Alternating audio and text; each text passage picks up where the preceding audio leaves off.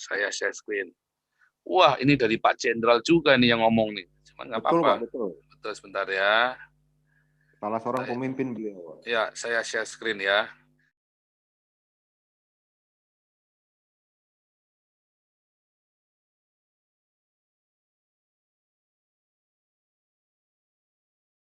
Komjen Pol Dr. Andes. Yang dilakukan adalah propaganda ketakutan. Itu berlangsung di seluruh dunia. Dan propaganda ketakutan adalah caranya iblis. Ini sangat Oke, saya penting pernah dan nonton dipahami oleh videonya kita ini semua, Pak Dharma ini anak-anak ya. bangsa. Saya pernah nonton videonya. Oke. Sebentar.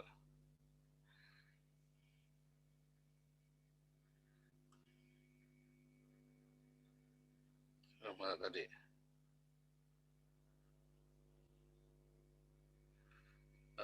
Saya mau kasih tahu gambar tadi ya. Mana hilang tadi gambarnya. Nah, ini ya, saya perbesar ya. Nah,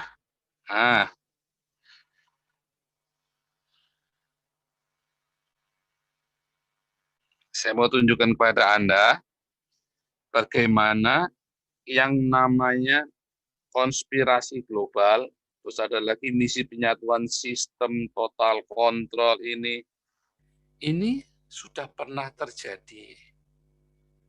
Kapan pernah terjadi? Di zaman Babel. Kejadian 11. Ya.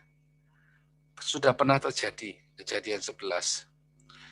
Orang berkonspirasi, manusia berkonspirasi ya di dalam menara Babel itu. Semua satu dunia, satu bahasa, satu budaya. Kemudian apa yang terjadi? Dengan mudahnya Tuhan mencerai-beraikan mereka. Ya.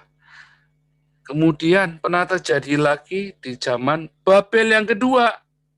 Ya.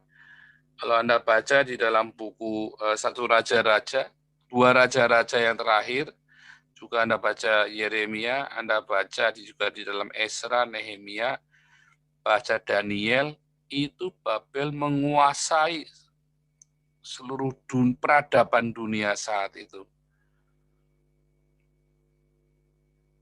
Ini Babel yang pertama ya. Terus kemudian Babel yang kedua, Neo Babel.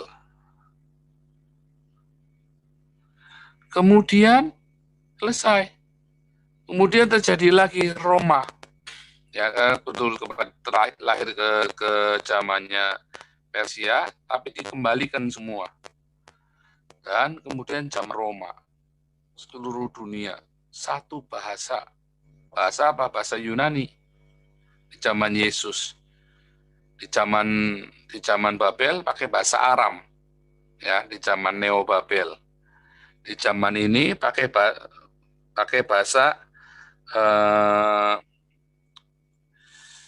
Sumerian. Kemudian di sini pakai bahasa Aram, kemudian ada lagi zaman Roma. Pakai bahasa Yunani. Nah, nanti masuk lagi tahun 700 ya. Pakai bahasa apa? Bahasa Arab. Ya. Kemudian masa kolonial imperialisme pakai bahasa Inggris hari ini. Tetapi nanti di akhir zaman di dalam Wahyu 18 nanti Babel disebut lagi. Itu sudah saya tulis dalam buku saya Khilafah Terakhir ya tentang Babel ini. Nanti di akhir zaman disebut lagi Babel ini akan dihancurkan dalam Wahyu 18. Babel kota besar itu. Nah,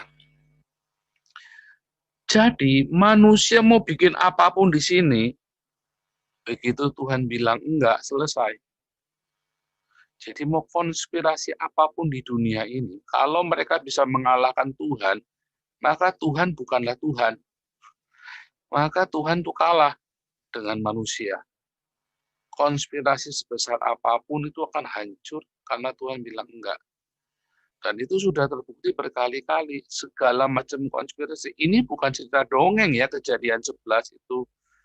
Pernah saya bikin filmnya juga ya, judulnya Spirit of Babel. Anda lihat di YouTube saya, Spirit of Babel. Judulnya, playlistnya adalah dogmatika apologet di dalam Apologet in History. Spirit of Babel. Itu semua bukti-buktinya ada di Berlin, ada di Museum Berlin. Itu bukan isapan jonggal, itu cerita beneran ya, Menara Babel kejadian 11 dan kisah Raja Babel si Nebukadnezar itu kejadian beneran.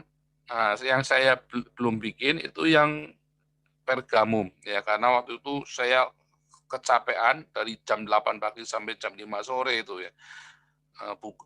Saya di situ ya. Jadi kecapean dan saya nggak punya hari kedua karena waktu saya harus balik.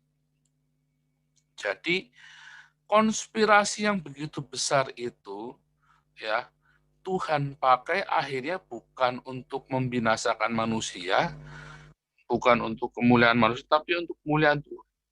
Ketika orang Israel gagal ya memuliakan nama Tuhan, maka Raja Nebukadnezar ini yang penguasa dunia yang justru memuliakan Tuhannya Daniel. Ketika orang-orang Israel gagal, maka justru orang Roma ini yang akhirnya menyebarkan nama Yesus kan, dengan pertobatan seluruh kekaisaran Roma ini, menyebarkan nama Yesus. Jadi, setiap kali manusia gagal dan kemudian dimanipulasi dengan yang namanya konspirasi global, ini sudah ada dari zaman dulu, bukan baru sekarang. Nah, itu jawaban saya. Kenapa? Banyak sekali orang merekayasa sebuah teori yang tidak kelihatan. Mau siapapun, pendeta-pendeta terkenal, dokter-dokter, bahkan tadi ya,